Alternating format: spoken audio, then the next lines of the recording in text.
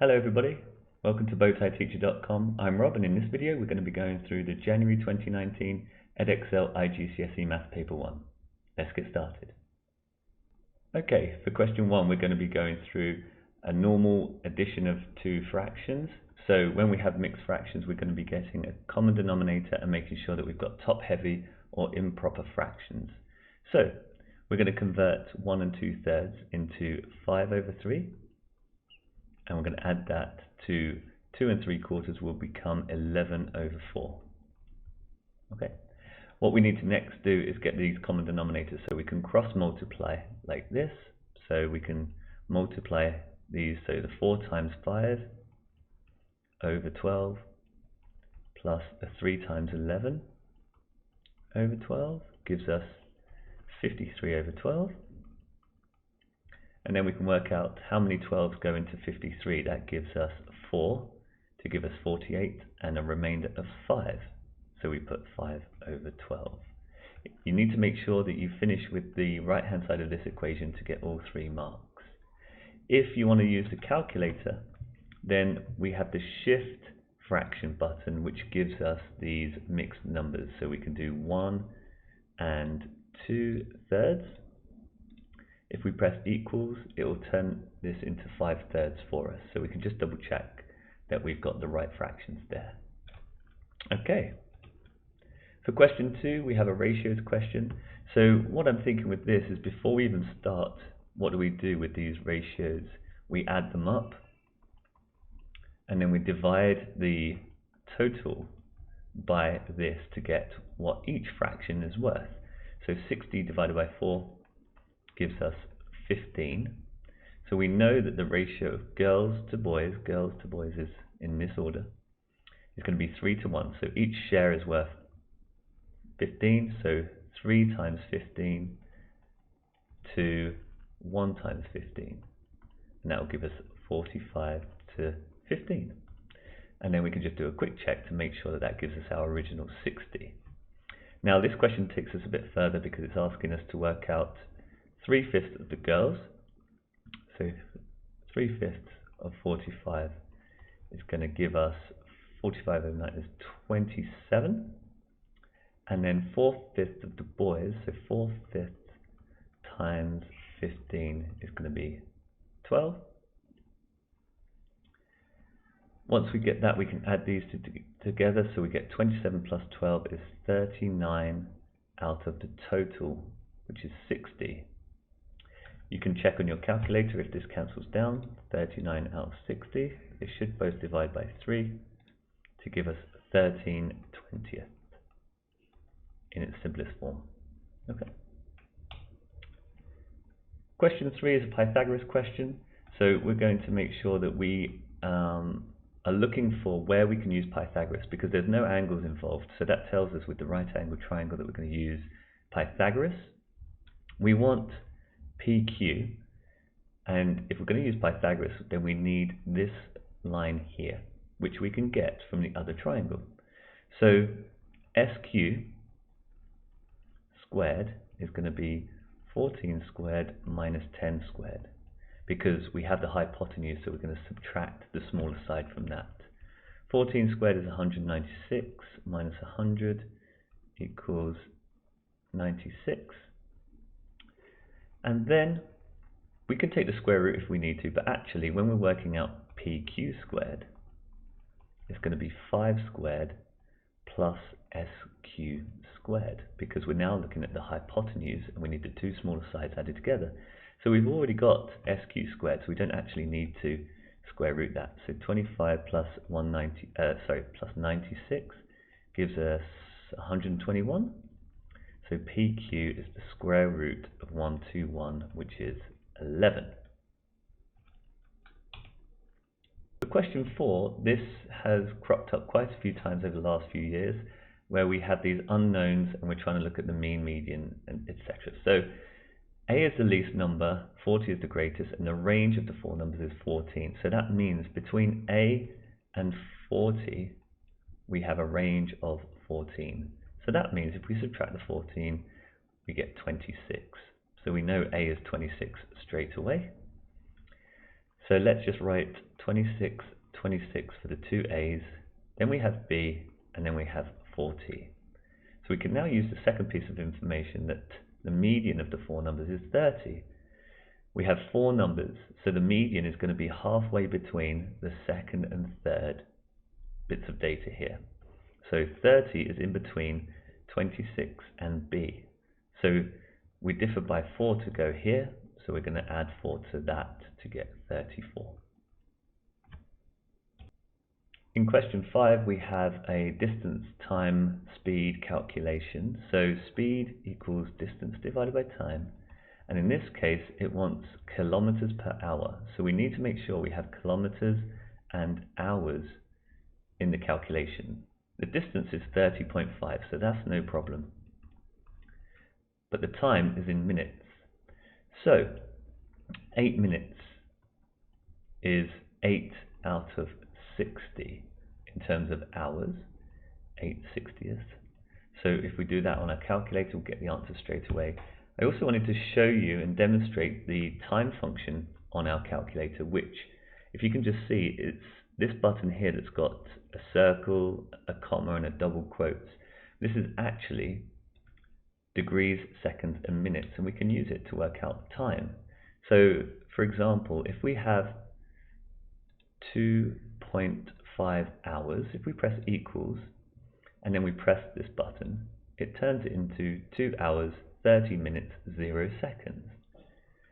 If we had 1.75 hours, we press that button and it's 1 hour, 45 minutes, which could be really useful in the exam if you're not sure how to convert. Also, we can go the other way. So 2 hours, 35 minutes, press equals, and then press the SD button. It will convert it into 31/12 or 2.583 recurring hours.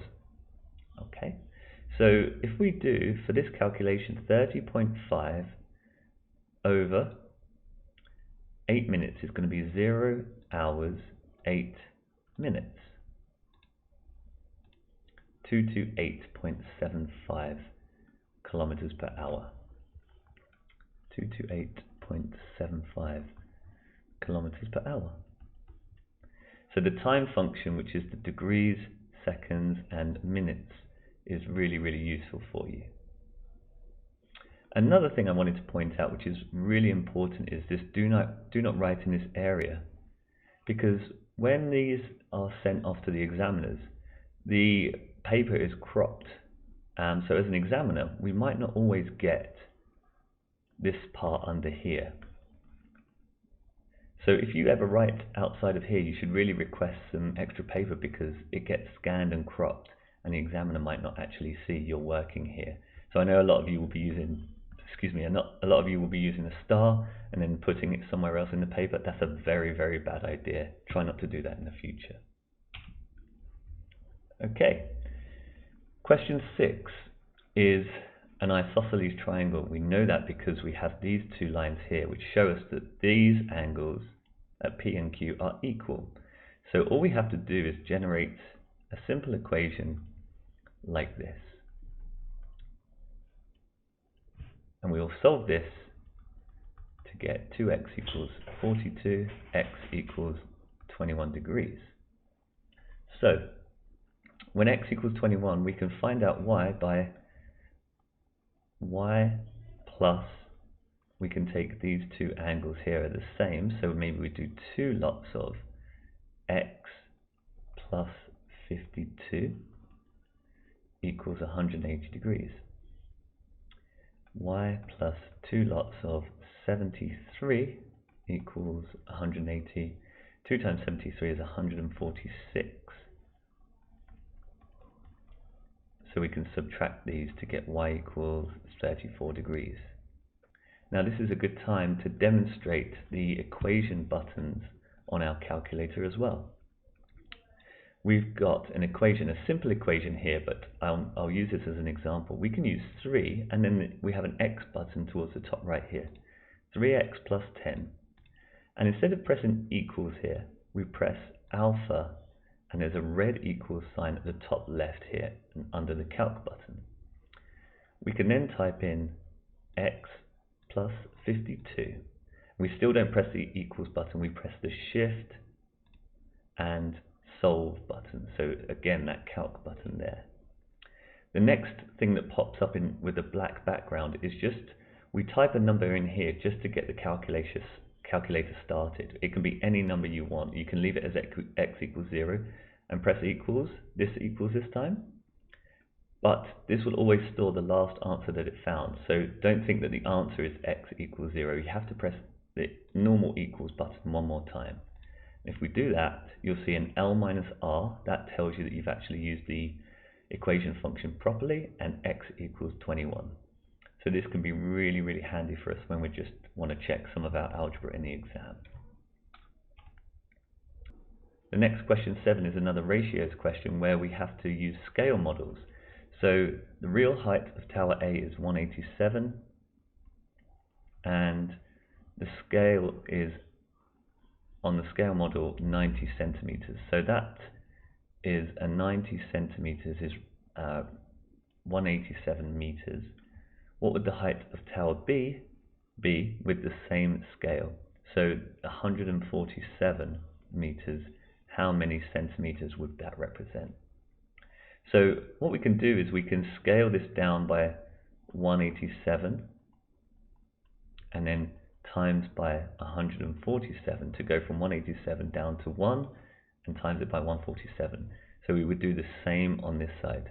Divide by 187 and times by 147.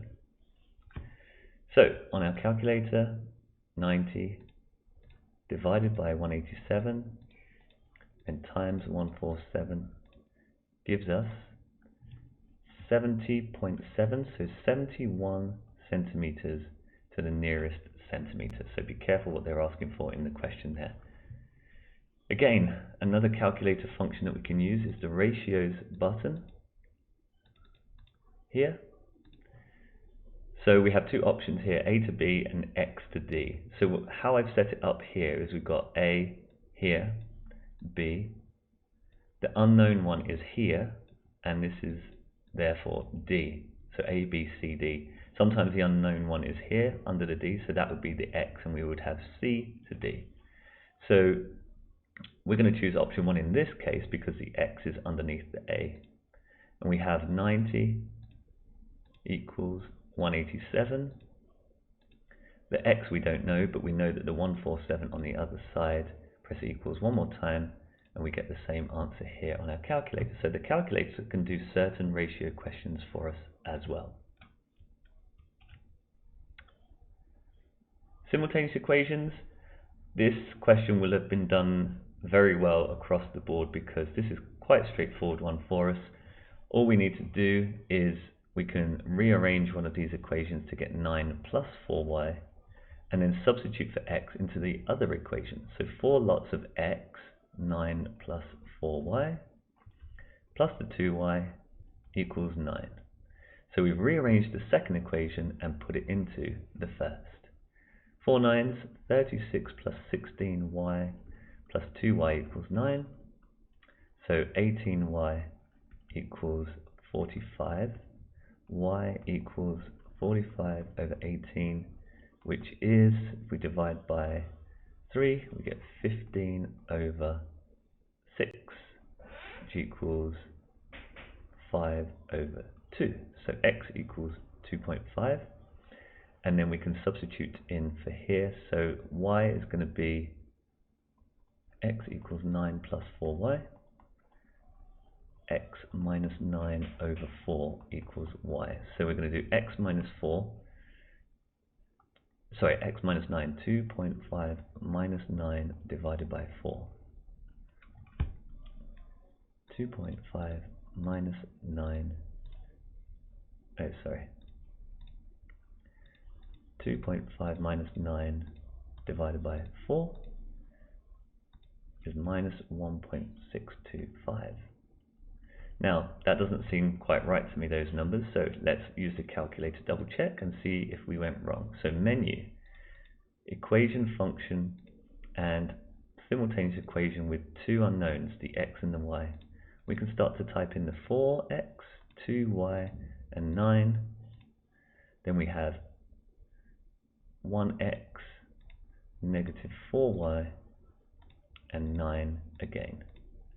So x equals 3 and y equals minus 1.5. So we can use this, y equals minus 1.5, to see where we went wrong and just edit our answer accordingly. So 4 lots of x, that seems right. 36 plus 14y.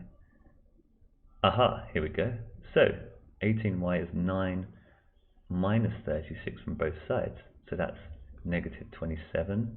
Y equals minus 27 over 18. That gives us our minus 1.5.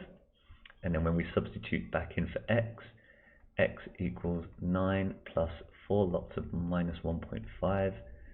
That is 4 times 1.5 is 6. So 9 minus 6 is 3.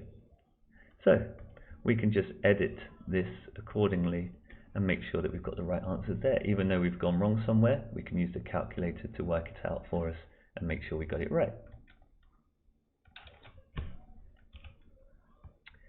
Question 9, write n as a number in standard form. So 480 times 10 to the 9, we're going to put 9 zeros, like that. To be in standard form, we need to have a number between 1 and 10. So we've put our decimal point here, because we need to be between 1 and 10, and that decimal place would put that 4.8. And then we need to decide how many spaces we've moved this to get to there. So 1, 2, 3, 4, 5, 6, 7, 8, 9, 10, 11. 4.8 times 10 to the 11. Again, we can check that it's the same as this answer on our calculators. Write n as a product of its prime factors. So if you're trying to break down 480 billion into its prime factors, then you know that that's probably not what you have to do for 3 marks. Let's see if we can find a shortcut. 480 times 10 to the power of 9. 10 is the same as 2 times 5. When we break 10 down into its prime factors, to the power of 9. So we can separate this to 2 to the 9 times 5 to the 9. 480 we can break down. On our calculator, we can try 480 equals, and then the shift and the fact button. So there's a factorize button here, which gives us the answer 2 to the 5 times 3 times 5. So if you want to do your cherry trees, you can check that works. So when we multiply all of these together, we've got 2 to the 5 times 2 to the 9. We add the powers to get 14. Then we have a 3. And then we have a 5 times 5 to the 9 is 5 to the 10. Find the largest factor of n that is an odd number. So this is n. And to make a factor, we can combine all of these numbers in many, many different ways.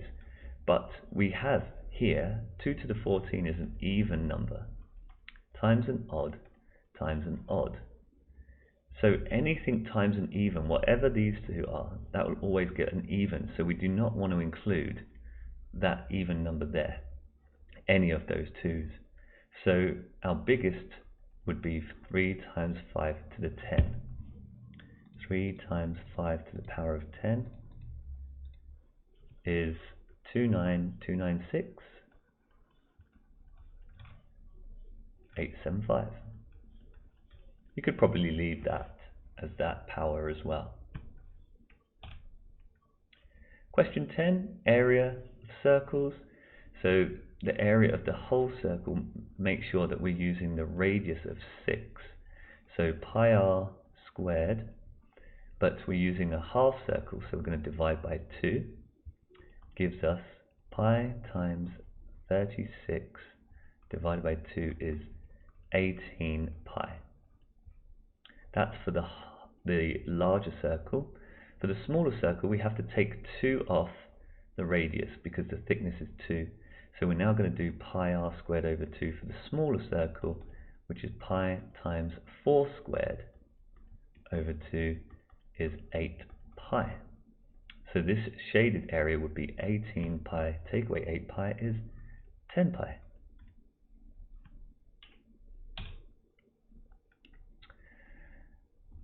Another quite common question is where they give you the mean and you have to work backwards. Instead of adding them all up and dividing it by how many there are, we have to actually work backwards when we're told what the mean is. So the mean number of coins that the boys have is 5.5. So the number of boys is 12. So if we work backward, we usually do the mean is the total divided by the number of data points. So in this case, 12 boys, we would do the total divided by 12 gives you the mean. We're told the mean, so we're going to do the total is the mean times the number. Okay, so 5.5 times 12 gives us 66 coins. We don't know how much each boy has, but we know that they total 66. The girls also have 18 coins. So that's for the girls. So we add those for the whole of the 20 children. So 66 plus 18 is 84. And we now can divide by 20. So the new mean is 84 over 20.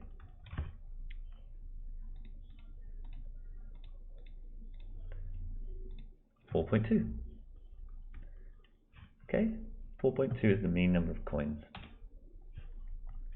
Question 12 is a sequence question. The numerators go in a sequence of whole numbers 1, 2, 3, 4. So if we write n across the top, n is 1, 2, 3, 4, then you'll notice that the numerator is just n. The denominator is going up in 2, so it's going to be 2n. And if I do 2 lots of n, I get 2, 4, 6, 8. So there's 2n. So I need to subtract 1 to get from 2 to 1 and from 8 to 7 each time. So the nth term is n over 2n minus 1. For question B, we have to use algebra to prove that the square of any odd number divided by 4 has a remainder of 1. So when we're using these proofs, we always use 2k or 2n plus 1 for an odd number. And an even number would just be 2k. What we have to do is we have to square this number and see what we get when we expand it. We get 4k squared plus 2k plus 2k plus 1. And to divide by 4, what we can do is we can take 4 out as a factor, and you'll see that we have just the plus 1 remaining. So for any value of k, we can divide the square plus the k. We can divide that by 4. We'll always have 1 left over. So if you just write a sentence underneath here explaining this, that when we divide by 4, we'll have a remainder of 1, that will get you the 3 marks.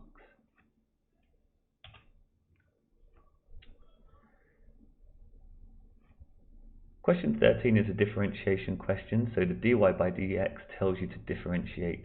And remember that when you do this, this gives you the equation of the tangent. So as soon as you differentiate, you get the equation of the tangent to the curve at a particular x coordinate. So dy by dx, remember we times by the power, so 3 times 1, and the x reduces by 1 in the power. Then we got minus 2 times 1, 2x, the power reduces by 1, so that's a 1 there, which would just leave us 2x. And if we have an 8 in front of the x and we differentiate, that just becomes 8. The constant value here will become 0. So our dy by dx is just 3x squared minus 2x minus 8. Now the curve C has 2 turning points. What that means is the curve, as it's a cubic, if we just do a quick sketch, is going to do something like this. It has a turning point here and a turning point here. Because we have a quadratic when we differentiate, we will put this equal to 0, because to find turning points we put our differential to 0. 3x squared minus 2x minus 8 equals 0. And our calculator can solve this quadratic for us. We go down to equation function. This time we're going to do a polynomial of degree 2, because it's a quadratic. 3 -2 and -8.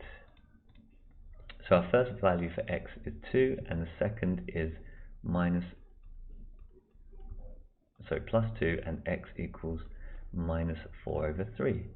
So if we want to factorize this, we can just put -2 in here, and this would be 3x plus 4. Just double check that, 3x squared plus 4x minus 6x minus 8. So the x coordinates are x equals 2 and x equals -4/3. Now, what we usually do is we usually find the y coordinates of these by substituting back into the original equation. Now that is what we have to actually do for question C, even though it doesn't kind of look like that at this stage. So when we put x equals 2 into this equation, y equals 2 cubed minus 2 squared minus 8 lots of 2, because x is 2, plus 12. And we work that out, we get 8 minus 4 minus 16 plus 12, which equals 8 minus 4, 4 minus 16 is minus 12 plus 12 equals 0. So the y coordinate when x equals 2, y equals 0. So we have a 2, 0 as the coordinate of one of the turning points, which, if you refer back to this graph here, is going to be that point there. So this graph is actually turning at 2, 0, and this x-axis is now a tangent to the curve at that precise point. If we put -4/3 in, so this point here, we will get this line here, but that's not the x-axis, so that one would give us a y value that wouldn't be 0, it would be greater than 0. So when we put x equals 2 in, we get y equals 0, and that's the one that we're looking for.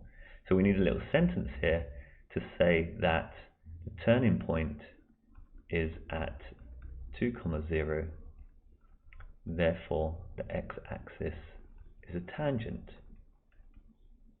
To really show the examiners that you know what differentiation gives us, the equation of the tangent, and in this case, the tangent is the x-axis. Cumulative frequency, so we're going to find an estimate for the value of 80,000 euros or less. So we're going to take our line up here and read it across, and that's giving us about 97, maybe? 97. So 0 to 97, these are all of the, what are they? Apartments. So all of the apartments up until that point are under 80,000. The table then says the same 120 apartments in 2018, we have to plot the cumulative frequency. So we always plot for cumulative frequency the end points, not the midpoints or anything like that. So what we would do is draw this, so 0 on 20, so same here, and 40 is 15, 60 is 44, 80 is 85, and 100 is 102, and there might be another one there. So when we do our cumulative frequency for the new curve, and it wants to find out the median value for both of these, is the 50% here, so 60. We're going to read across here. Obviously you'll be drawing this with a ruler. We go across the median here, read that value off, and then we would read the median from the second graph and work out the difference in the values here. Okay?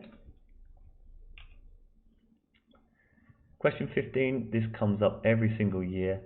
We're going to do 3 to the power 4, x squared to the power of 4, and y to the power of 5 to the power of 4. 3 to the 4 is 81, squared to the power of 4, we multiply to get x to the 8, y to the power of 20. Here we have 4n multiplied by a double bracket. So we can multiply these double brackets, n squared plus 5n minus 3n minus 15, and then multiply everything by 4n. 4n cubed plus 20n squared minus 12n, n cubed. Oh, yep, minus 60n. And then we can collect these together to get 4n cubed plus 8n squared minus 60n. Question C doesn't look like it factorizes at all until you recognize that we have difference of two squares.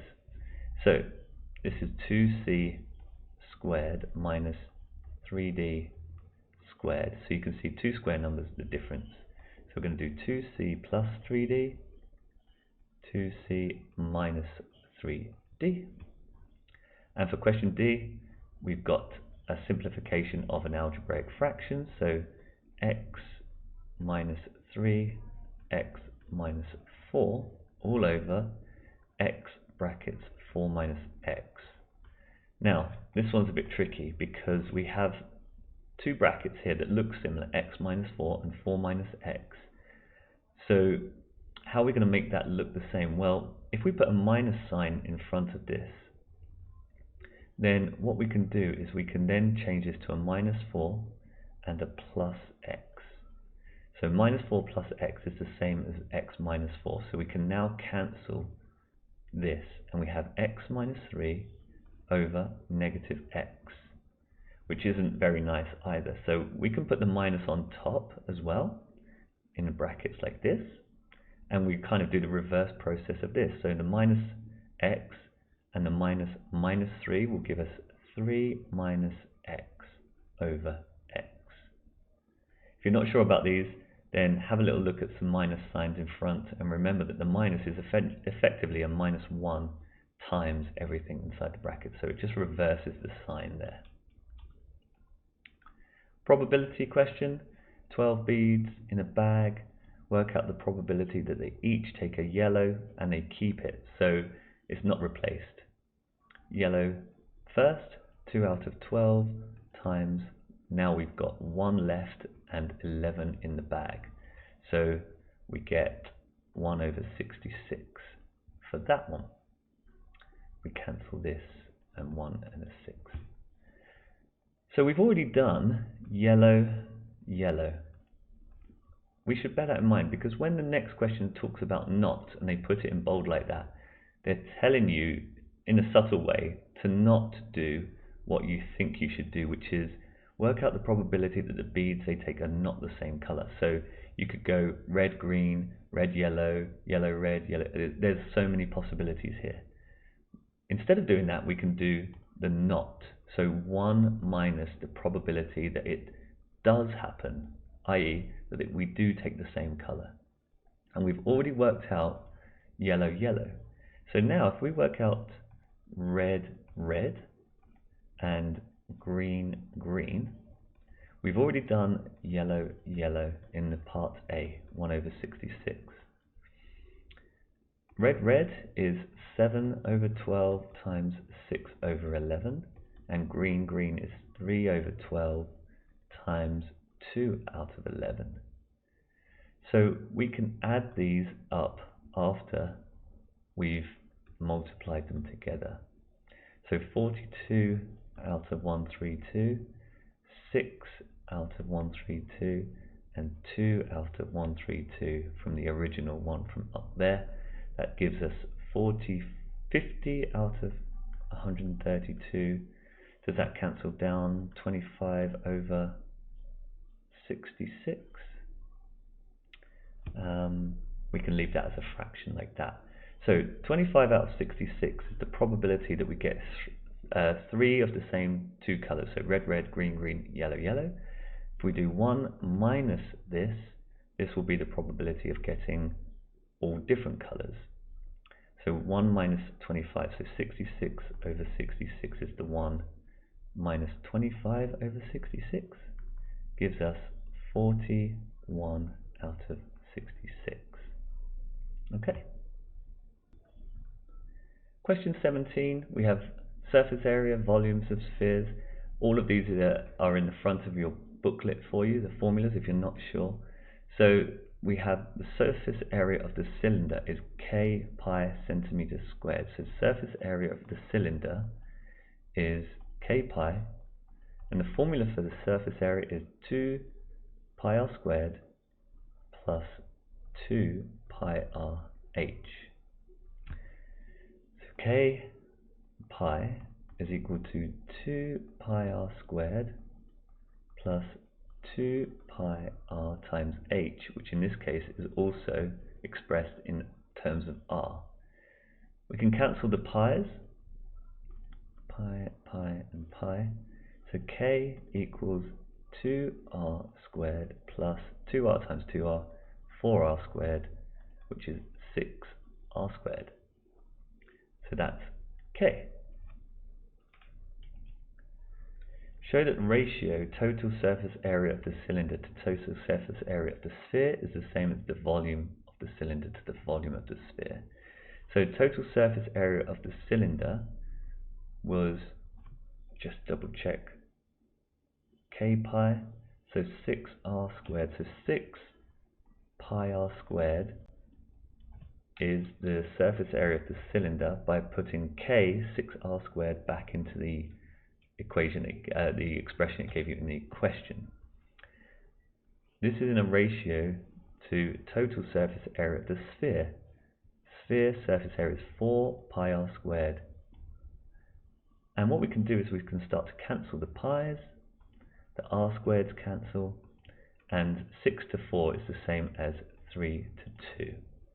So that's the ratio of the surface areas of the two shapes. The volume of the cylinder is pi r squared times h, and remember h was 2r, so we're going to multiply that by 2r, and the volume of the sphere is 4/3 pi r cubed. So 2 pi r cubed equals 4/3 pi r cubed. We can again cancel the pi and the r cubed. So we have 2 to 4/3 times both sides by 3, 6 to 4, 3 to 2. So the ratio of these two things are exactly the same.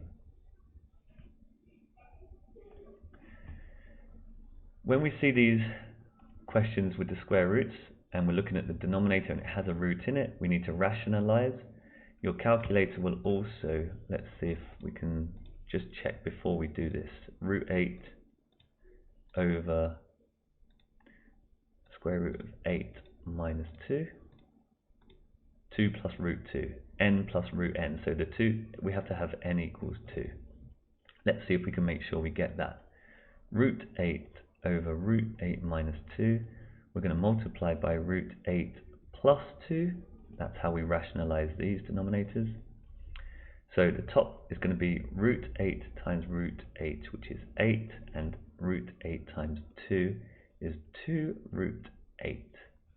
The denominator, root 8 times root 8 is 8, plus 2 root 8 minus 2 root 8, they cancel, and we have minus 2 times 2 is minus 4.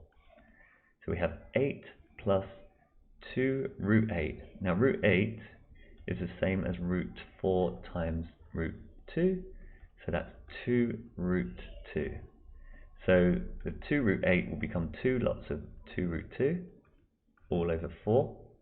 And now we can divide both of these by 4. So the 8 divided by 4 gives you 2, and the 2 lots of 2 root 2 is 4 root 2, divided by 4 is just 1 root 2. We've got the answer that was on our calculator there, so n equals 2. Question 19 is a really tricky question here, because not only do you need to understand all of the circle formulas, but you need to know the sentences that you need to write to prove that you can answer these questions. So straight away we notice we've got parallel lines here and here, and therefore this angle is going to be 73, and this is called alternate angles, because we can't use like Z angles, it has to be alternate angles.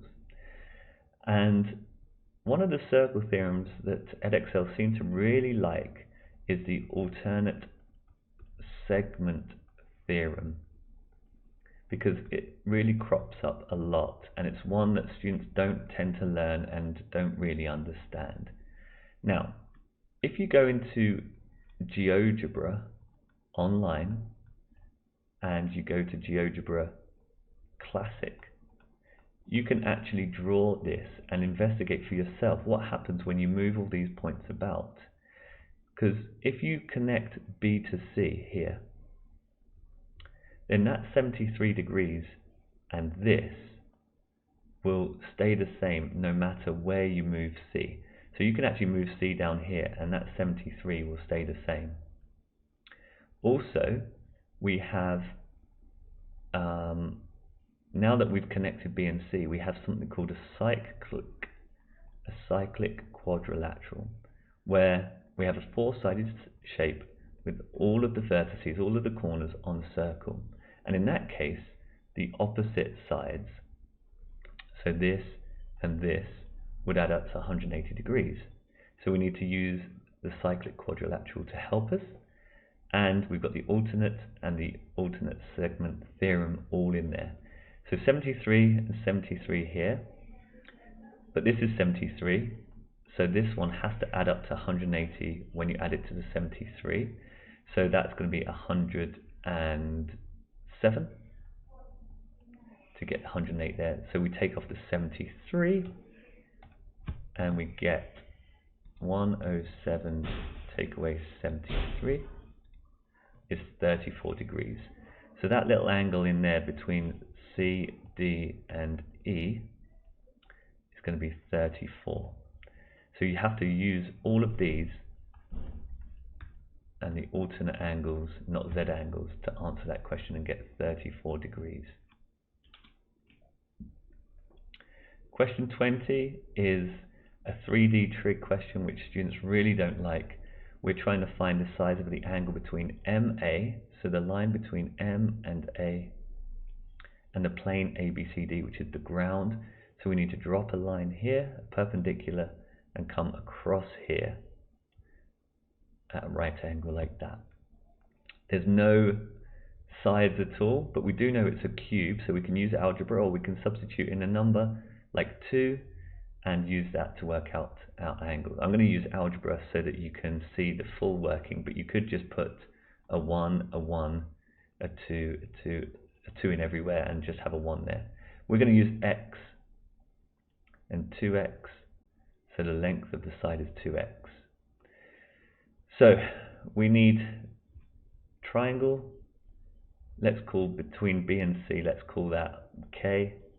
We've got K, we're going all the way across to A at right angles, and we need to find this angle theta. M, we know the length of this is 2x. We don't know what this is though, so we need to work that out somehow. We can do that with AB,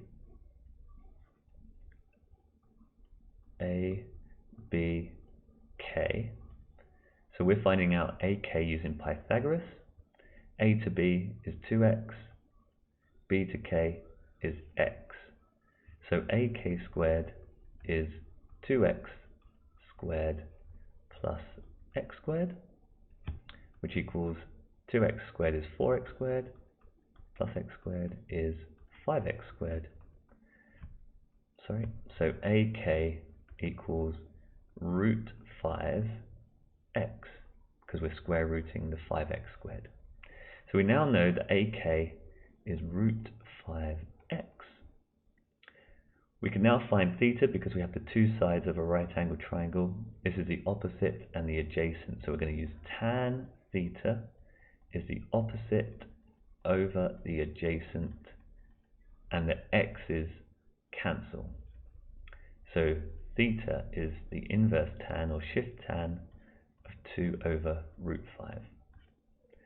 Put that on your calculator. Shift tan of 2 over root 5, and we get 41.8 degrees to 1 decimal place. Very tricky, that one, but hopefully you can see what I'm trying to do with x's, you could have just used a number like 1 or 2 and it would still work.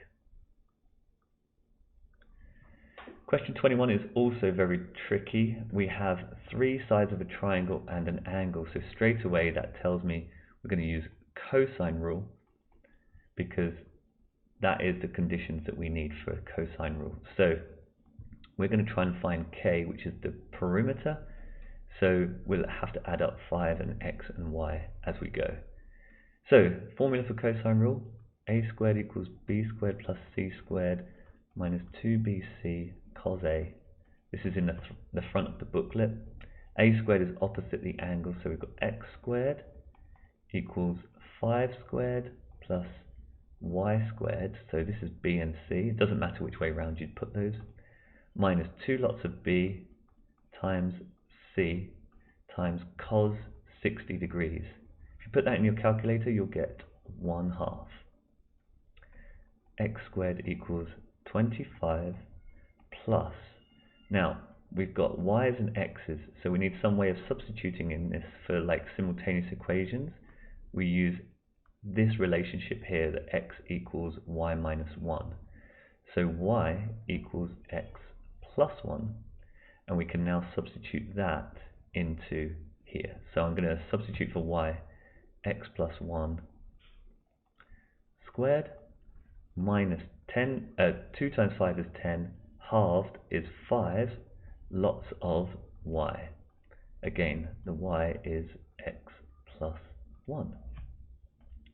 So, tidy this up a little bit. 25 plus x plus 1 all squared is x squared plus x plus another x plus 1, because we've got double brackets here, minus 5x and minus 5 times 1.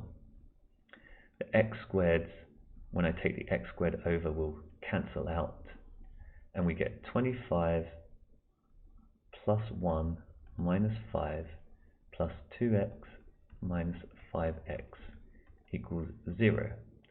So 3x equals 25, that's 21, x equals 7.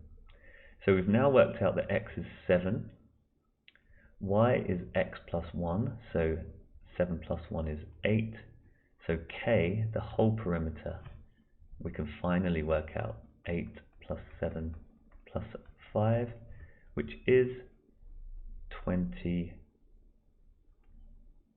centimeters. Tricky. Regular hexagon.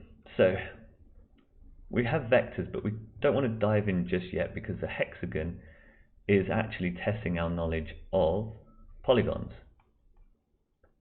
We've got a regular hexagon. So the clue's there. What are the internal angles of this? Well, we're going to do 6 minus 2 times 180 divided by 180 to get each internal angle here. Sorry, not divided by 180, divided by 6. So 4 times 180 is 720 over 6 is 120. So each of these internal angles is 120. That must mean that this angle here is 60. This angle here must be 60. And we have a triangle here, so that must be 60 as well. That makes that an equilateral triangle. So we now can start this vector question. A to B is A, B to C is B. We want to go from E to X. So we have to go from E to X. We can go E to D. That's the same as going from A to B. So we've got A there. If we go another A, we'll get to here. And then we can go minus B. That'll get to here. So we go A minus B. That'll get us to here. And then to get us to X, we go another A to there. And another minus B to get us to X. We could go a different direction. We could go here to the center and here and back there and across, and we'll still get the same answer. 3 A's, A plus A plus A minus 2B. Question 23 is a functions question, and it's the last question on the paper, and it's another tricky one. When we're finding the inverse function, we do f of x, we replace with a y, x squared plus k squared over x. Then we switch the x's and y's out, so wherever I see an x, I put it y, and vice versa.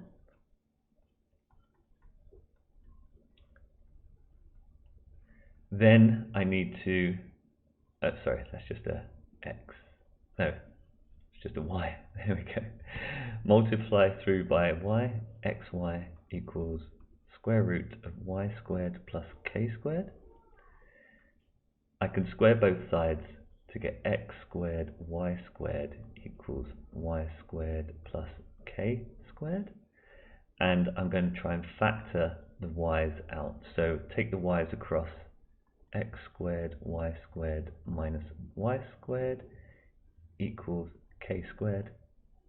Factor the y squared, x squared minus 1, like that. Divide through equals k squared over x squared minus 1. And then we would square root this. So y equals the square root of k squared is k over the square root of x squared minus 1. So that is our inverse function. Now that we've done that process, is k over root x squared minus 1. And it asks us to find the value of p for which the inverse function of p gives you k. So we're going to put in k into this equation. So k over square root of, now we're doing p, so we're going to replace the x with a p, so p squared minus 1 equals k. So we put the inverse function of p, which is this, and we put it equal to k in this equation here. Cross multiply, k equals k root p squared minus 1. Divide by k, and we get 1 equals root p squared minus 1. Square both sides, 1 squared equals p squared minus 1. Collect everything together, p squared equals 2, so p equals plus minus root 2. So find the value of p for which the inverse function is this, then we would have p equals plus or minus root 2, and we can double check this. It says that x is greater than 0 and k is a positive number, so we have to have the positive square root here. But in the mark scheme, they should give you all of the marks for this. And final question is, we've got a composite function here. So we're going to do g f of a equals k. So we're going to do f of a. So we're going to do f of a equals square root of a squared plus k squared over a. And then we're going to do g of that. So g is x squared. So we're going to square this whole thing. If we do g f of a, we're going to square all of this because we're putting this thing into the function g, x squared. So g f of a, which we've also been told is k, we can try and solve this. So k equals square root of a squared plus k squared squared over a squared. So I squared the top and the bottom of that fraction. If I square the top one, I actually just get a squared plus k squared over a squared. And we need an expression for a, so we need to make a the subject. K a squared equals a squared plus k squared. Rearrange this, k a squared minus a squared equals k squared. Factor out the a, k minus 1 equals k squared. And then divide through. So we've got a squared is k squared over k minus 1. And we want a, so we're going to square root this. A equals the square root of k squared is k over root k minus 1. So, the end of that test was ridiculously hard there. Hopefully you were able to follow some of this, but remember this is the top of grade 9 as you get towards the end of the test paper there. Each of these questions as we get towards the end was challenging and very difficult. So take some time to look over this test and see if you can understand what's going on. And if you have any questions or comments, then please leave them below.